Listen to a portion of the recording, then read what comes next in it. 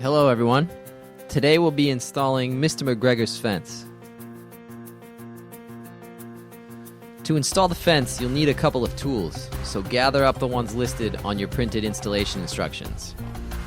Double check your kit components for damaged or missing items. To prepare for installation, mow the area where you plan to put up the fence.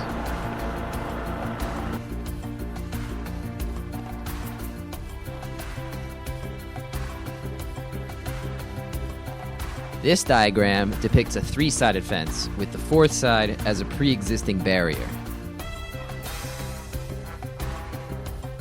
Our first step is to mount the Energizer.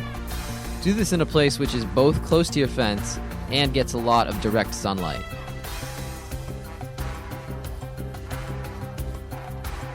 Next, we're going to lay down a plastic weed barrier along the length of the fence. This prevents weeds from growing up and touching the electric wires. An electric fence with weeds touching it is an electric fence that isn't working properly.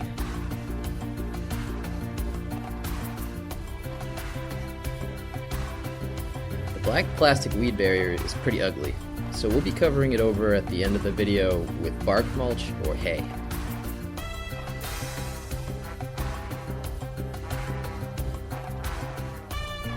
Now that our weed barrier is down, it's time to lay out the posts. Lay out the 27-inch posts, evenly spaced, along the length of the weed barrier.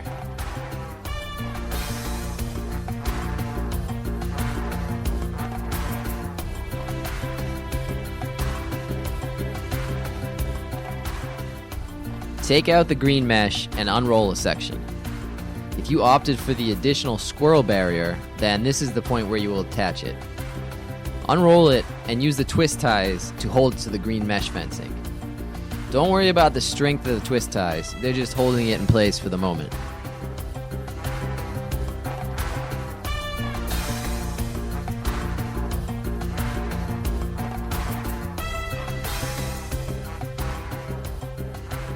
Snap two insulators onto each of the 27-inch posts. Put the first one at the very top, facing downwards, and the second one 18 inches down, but facing upwards. Hammer in the posts using a block of wood, making sure not to damage the top insulator. Drive it in until the lower insulator is nearly touching the weed barrier. Slip the green mesh fence onto the insulators and slide them towards one another until they hold the fencing securely in place. Now that you're getting the gist of inserting your posts, the video is going to demonstrate all the things you may have to do while putting up your green mesh fence. This includes going around corners, splicing together fence pieces, cutting fence pieces, and finishing off the fence.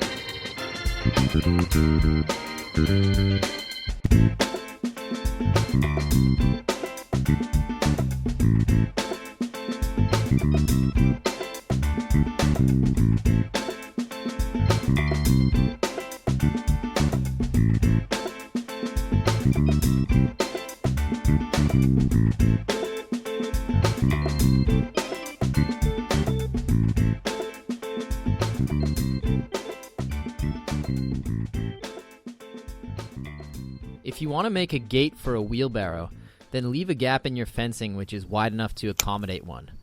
Then cut a piece of fencing 6 inches wider than the width of your gap.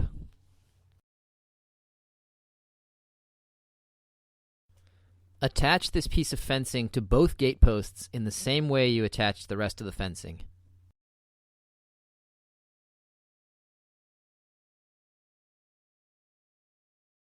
When you want to use your gate, simply remove this piece of fencing and bring your wheelbarrow through.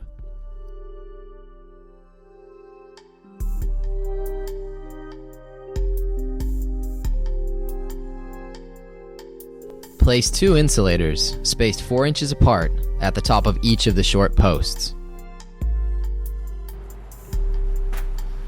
Lay out the short posts at equal intervals around the outside of the fence, just as you did with the first set of posts earlier.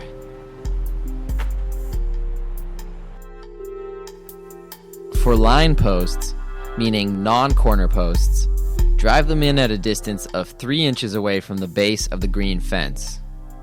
These posts should be driven in until they stand at a height of 9 inches. Corner posts should be driven in 5 inches away from the corner and stand parallel to both sets of line posts.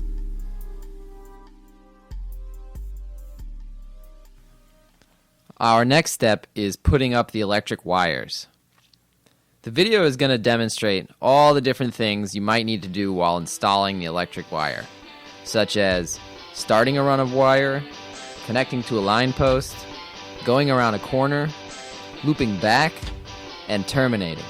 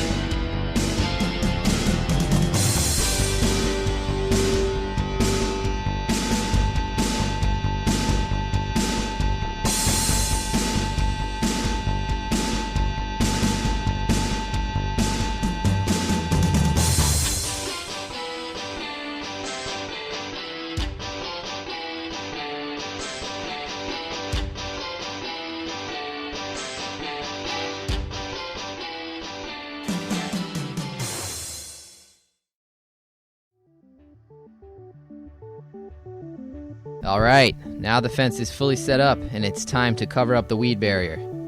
This is done to protect the barrier from damaging sunlight and to be aesthetically pleasing. You can use almost anything on hand to cover up the weed barrier.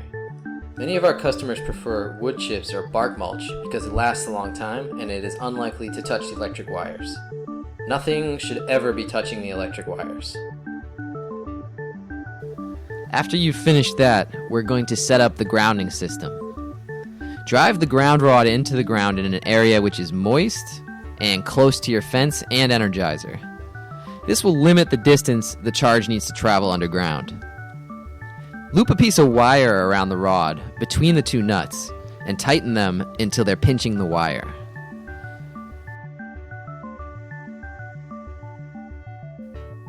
Run the grounding wire to your energizer and attach it to the grounding terminal. It's okay for your grounding wire to be touching objects, but don't string it somewhere it could break because the fence will not function properly.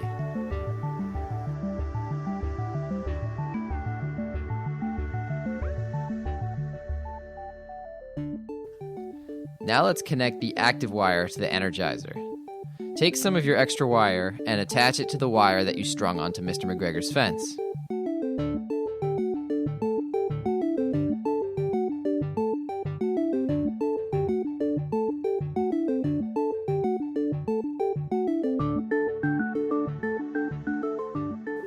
Use some electrician's tape to hold it in place.